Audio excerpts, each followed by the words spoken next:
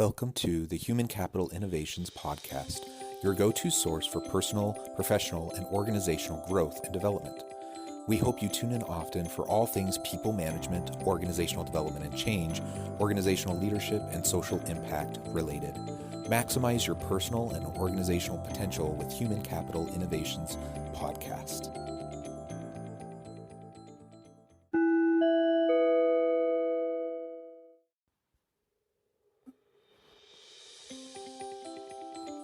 Welcome to the Human Capital Innovations Podcast.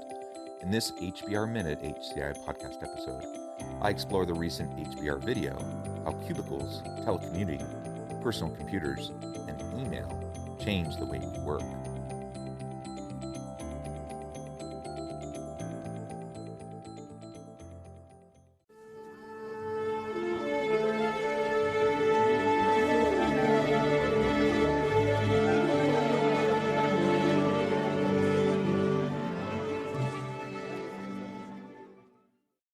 Welcome back to the Human Capital Innovations Podcast. It's great to be with you again today for this HBR Minute HCI podcast episode. Today I'll be exploring the recent HBR video, how cubicles, telecommuting, personal computers, and email change the way we work. Can a brief history of the modern office help us understand changes happening today? Offices and the ways we use them are continually evolving. We identified 4 key moments in the history of modern offices, then asked HBR readers to share their memories of those disruptive transitions and tell us how the changes affected the ways they work. Thanks for joining me, and I'll catch you on the flip side of this first clip. Offices and the ways we use them are constantly evolving. There is nothing natural or fixed about the spaces where we work. In fact, reporting to a building to do knowledge-based work is a relatively recent idea. When you look at the buildings in a city, you take for granted that work occurs in the office. Then you realize that work has occupied so many different spaces, so many different environments, that the office is just a short blink in the history of time. Architect and workplace design researcher Agustin Chavez says we need to remind ourselves that offices had to be invented. And over time, they have evolved to meet our own changing needs and expectations. Now that COVID-19 has upended office life worldwide, we thought understanding the ways the office has evolved could help us frame the changes happening today. With the help of historians, architects, and stories from HBR readers, we took a look at 4 key moments in the history of modern offices. So in the following clips, they're going to be laying out some of the disruptive technologies and shifts that have impacted the way we work and where we work in recent generations. But before they do that, they lay out the general framework and principle that the modern office is really a new invention. And within the grand scheme of things, it's really just a blip, particularly when we consider knowledge work. When we think about those who aren't doing physical labor, but doing knowledge-based work, that really they can do it from anywhere. The idea that they would gather in an office is a really modern kind of conception. And people did knowledge work for centuries and millennia without having a common office where everyone got together. So what drove us towards that kind of common office space for knowledge work? They're going to be exploring several of those technologies and the disruptions that translated into shifts and changing paradigms in the way we view work. And all of this is relevant, of course, because we're thinking about virtual and work from home arrangements given the pandemic environment that we're currently in. Most companies had to flip on a dime. They had to, snap their fingers and boom, everyone's working remotely as soon as things really hit last March. We're almost a year to the lockdown situation with this pandemic. Now, I think people are questioning everything and challenging the existing assumptions about work because we've now almost had a year of virtual work and work from home arrangements. Can we continue to do that? What limitations should there be put on that? What kinds of accommodations need to be made? How can we utilize existing technologies, and what new technologies could enhance our ability to work more effectively and collaboratively, even when we're not together in the same physical space? These are all the types of questions leaders have been asking in recent months throughout the past year. And I think it's helpful to think back to the history of the modern workplace and how some of these different innovations have shifted us, if for no other reason than to help us remember that it hasn't always been this way. And if it hasn't always been this way, it doesn't always need to stay this way. In fact, we can disrupt those traditions, and we can come up with better approaches that will maximize the potential of our people. And as leaders, we'll be able to accomplish more with our teams and for our organizations. In the 1960s, the Herman Miller Furniture Company introduced the Action Office. It was a flexible combination of desks, tables, and walls, offering workers flexibility and privacy. But the need for office space was growing quickly. Other furniture companies introduced copycat versions of the Action Office, and companies eventually started using them to simply jam more people into less space. The modern cubicle was born. Now, when I started with a cubicle, it looked nice when I walked in, but when I started working, it didn't help my productivity.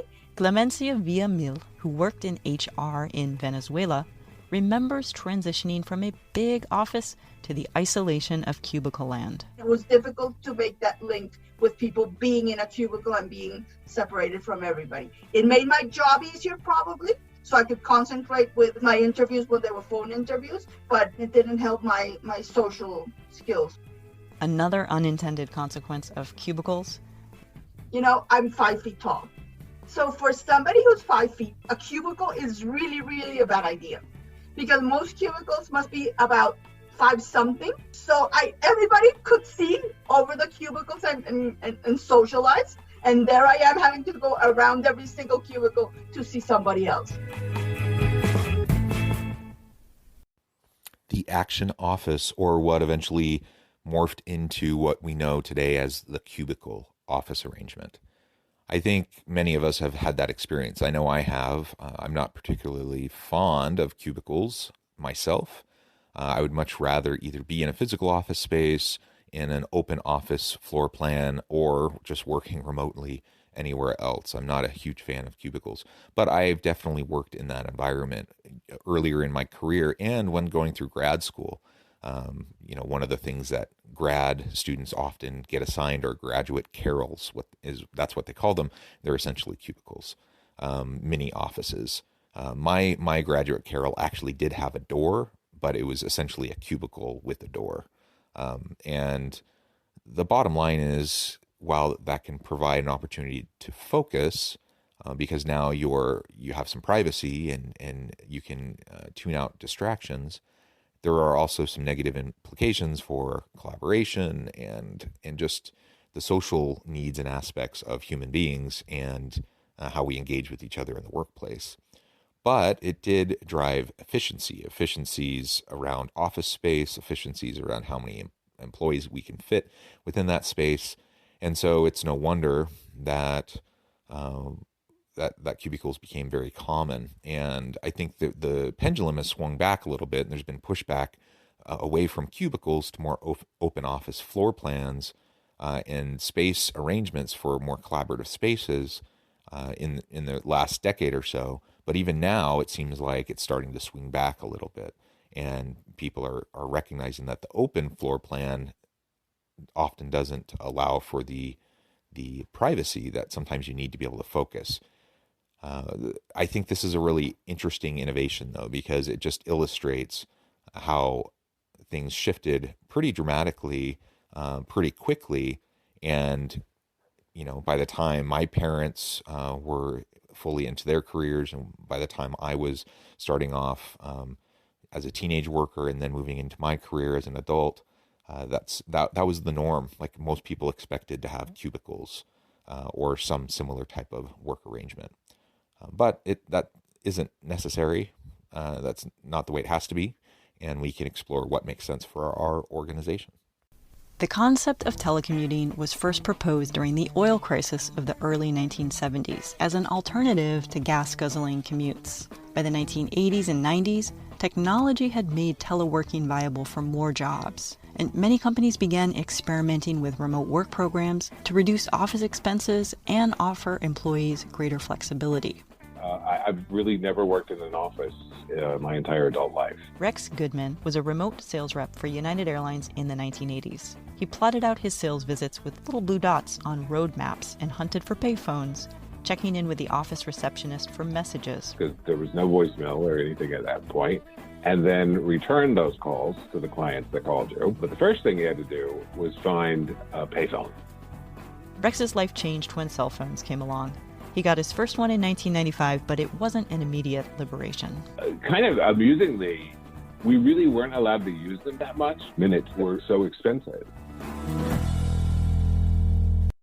I kind of chuckle when I even hear the term telecommuting because that's such an antiquated term. But the reality is that telecommuting has been happening for decades. And the fact that we've moved to more remote work during the pandemic is nothing new. Literally, people have been doing remote work and telecommuting for decades. Now, early on, that really was just over the telephone, hence the term telecommuting. And over time, more technologies have allowed us to communicate easier in more real time, including cell phones, including email, which they'll talk about in the next segment, including video conferencing capabilities, squaring, etc. And so telecommuting has only improved over time as technology has improved. And we don't really even call it telecommuting anymore. But the reality is the same principle is there. And do you really need people to be together in a physical space to accomplish some of the work that needs to be done? And it doesn't work for every job, but there are many jobs that are well suited for more of a virtual work from home kind of an environment. And we can leverage technologies to make that happen. So the question today, I think, given this pandemic environment, and given that so many workers have worked from home for the majority of this year, is once we come out of the pandemic and it's safe to return to a physical workplace, will companies want to maintain the benefits of telecommuting or virtual work where they don't have as much overhead costs in terms of office space and some of the other aspects, the increased productivity that's been reported through virtual work? How many of those employees are they going to want to bring back into a physical office space? Will it be a hybrid environment, or will it continue to be a heavily virtual workforce? These are all of the questions that we need to be asking and thinking about. And it goes all the way back to the origins of telecommuting early on, back during the oil crisis in the late 70s. Pretty interesting to think about.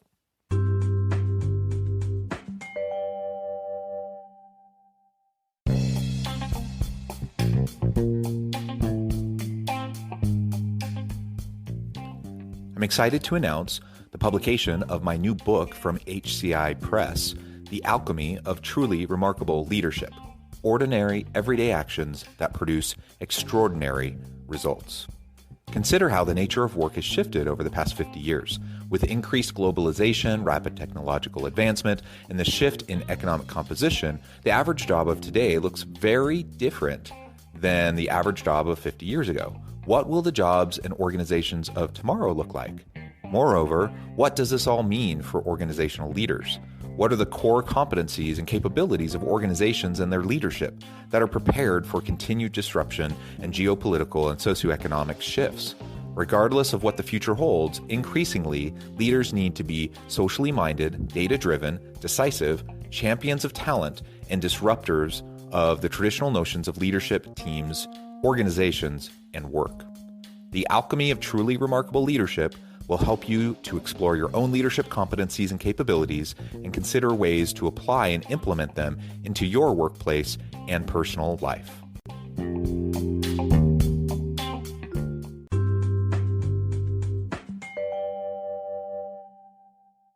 In 1936, Alan Turing published a paper that proposed something called an automatic machine. If someone could encode a problem on paper tape, Turing's machine could solve it. And in the decades that followed, computers slowly made their way into offices. In the 1950s, companies could rent gigantic IBM data processing machines for about $15,000 a month. That's the equivalent of about $160,000 US today. By the 1980s, computers were much more common in offices, but you needed specialized skills to use them. But you used to have to go to a computer room. You used to have to sort of program using tape or cards. So you would take your cards, load them in the card reader, load your program, execute your program, run it on a screen and keyboard in the computer room, take your printout back to your desk, and then trawl through the errors, and then 3 days later repeat it. Roy Ilsley, who worked in IT in the 80s, also noticed that personal computers changed the way people worked together. When you go back before the personal computer was there, you didn't have a desk with a computer. You had to go and talk to people. But as soon as you got the personal computer, your mobility slowed down. You stopped getting up, walking in, doing stuff. You became a lot more insular because you were focused on a task at something, sat there doing it. And when email came, it was even worse. The Turing machine, the precursor to the modern computer, invented, that was a long time ago. That was 80 plus years ago. That Turing came up with what eventually morphed into the computer. And of course, over time, that has only grown exponentially in terms of computing power, memory, decreasing cost of storage, etc. And so now I have on this cell phone, which I'm using to record this podcast, the capabilities to do way more than the largest IBM mainframe computer could have done back in the 50s or 60s. Way, way more. I can do everything, including running my website and producing a podcast episode, recording, doing all the editing. I can do everything just from my cell phone while sitting here on my couch. That's pretty incredible. And all of that started with Turing. And of course, that changed everything. We had the ability to use computers for computational tasks, and we had the opportunity to start automating tasks. Not only did it disrupt many jobs and the type of work that we did, and it transformed how we worked together and the types of work we performed, but it's just continued to have cause exponential change within organizations, within work, and within jobs and careers. So I think we can't understate the importance of Turing's invention and all those who followed after him in bringing us the modern computer. And it definitely changed the nature of how we interact in an office space. So the example given in the clip about once people had personal computers at their desks in the 80s and 90s, all of a sudden it reduced the amount of required interaction, and people tended to be focusing much more at their desks, at their computer, doing tasks assisted by the computer, as opposed to necessarily going around and getting information from other people because, hey, they have a computer, they can get the information there. So those types of group dynamics and interpersonal workplace dynamics started to shift with the personal computer. Of course, there's been lots of benefits to the technology, but I suppose this points out some of the potential limitations depending on how we utilize that technology. In 1965, researchers at MIT discovered how to share files and messages between computers. But it wasn't until the mid-90s that free electronic mail started to become widely available. Nobody got up to go and talk to somebody. You'd send them an email. They were probably only 3 desks down from you, but you wouldn't go and speak to them. You sent them an email. It's just a complete shock, this instantaneous way of communicating without having to go through somebody's secretary or book a meeting. So it sort of felt a little bit scary, really. Today, we barely think about email. It just is. But as with so many other innovations that have revolutionized the way we work, electronic mail was once uncomfortably, excitingly new. I remember one day this guy walking in to the office that I was working in and asking me to move out of the way because he needed to get me onto electronic mail or email. And I didn't really know what this meant, but it basically meant that I would be able to send messages electronically to people all over the world. And so I said, oh, let's try the colleague in New Mexico. I came back in the morning, and I always remember this voice saying, "You've got mail." And then I had one email. "Hey, Lucy, good to hear from you." And I remember just like being completely blown away with excitement.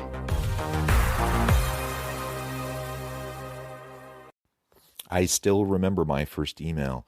I'm the tail end of Gen X, the very beginning of the millennial generation, what some people call the Zennial generation, born in 1979. So by the time I was in high school, that's when the internet was starting to come online, pardon the pun, and when email started to become a thing. I remember my very first email I got actually my senior year of high school in 1997. Now, email had been around a little bit by then, but really hadn't been heavily utilized, especially outside of corporate America. And so I remember in high school, and I took a computer class my senior year, and the very first thing we did the first day was set up email. And it was a little bit mind-blowing. It was just really awesome that we could send messages that way. And then soon to follow was instant messaging. And I remember from that point on, throughout finishing high school, college, internships, early career, utilizing email and instant messaging to communicate with people really made a huge, huge difference in terms of efficiencies, but it definitely changed the dynamic in terms of how we interacted with each other and how much we collaborated directly with each other. Now, I have to say that I still, to this day, I prefer sending an email to communicate with somebody as opposed to having a conversation. Sometimes a conversation coupled with an email, but I like email because it's a record of what was said. You have the words written that's saved that you can go back to and refer to. And so many times I've had conversations with people where we've agreed on something, and then a week later, a month later, they say, no, that's not what we talked about. And unless you have an email where you exchange it and they have it and you have it and you can pull it up and review it, it's so easy to have those types of miscommunications or fuzzy memories, and ultimately it can drive dysfunction. And so that was solved in the past by physical memos, physical papers, and then you kept all the paper. Nowadays, though, I think, we can have conversations. Absolutely. We can interact with each other. We can collaborate. But then you have to have a mechanism in place to record that conversation or have notes around the conversation to have a follow-up to the conversation where everyone can agree, yes, this is what we talked about. This is what we decided. This is what we agreed upon. And these are the action items. These are what people need to be doing. Unless you have those sorts of mechanisms, things can break down pretty quickly. And so for that reason alone, I really love email. I just feel like I'm able to be very efficient, very productive through email. I can send key information rather than holding a big hour-long meeting with bringing everyone in to convey the same information. I can spend 10 minutes crafting an email, send it out to everybody. Then the question becomes, will everyone read it? Will everyone process it? So you often have to triangulate your communication strategy to make sure that you're getting everything across the way you want to. But the bottom line is it directly transformed how people interact in the workplace. And that new technology, I think, had a lot of benefits for efficiencies, productivity in the workplace. Can we go too far? Absolutely. Are emails, texts, instant messages, are those a replacement for actual person-to-person discussions, conversations, and collaborations? No, but I think it's a very useful tool. These were really interesting changes in the workplace. As I was watching this video and listening to and re-listening to the audio in preparation for this episode, I just couldn't help but think about, these four that they laid out are really important and impactful. They change the way we work. They change the office place, the workplace, but there are so many others. We could go on and on and on. There are so many fundamental shifts that have happened due to these changing technologies and the broader societal context around us that have influenced the way we interact with each other. So I think it's really just helpful to take a step back to think about how these changes have happened over time, because we're in a moment now during this pandemic where we have to challenge assumptions. We have to rethink what makes sense for us and our organization, for our culture, for our team, in order to be effective and work well together. And just because we did something in the past doesn't mean we need to do that again in the future. And in fact, there are probably new approaches, new technologies coming that we haven't even conceived of yet that will even help us improve further and move the needle towards greater productivity, efficiency, innovation, collaboration, and more sustainable organizations. As always, thank you for joining me for this episode of the Human Capital Innovations Podcast. I hope you stay healthy and safe. Hope you can find meaning and purpose at work each and every day. And I hope you have a great week.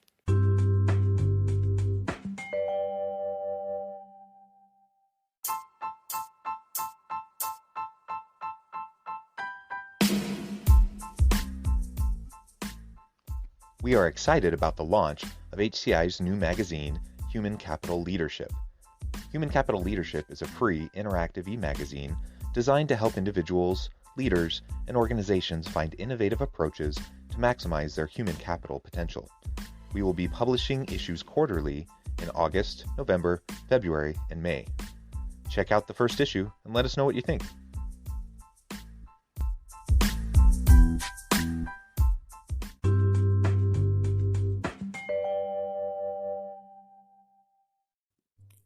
Thanks again for joining us for this episode of the Human Capital Innovations Podcast. I hope you stay healthy and safe and that you have a great week.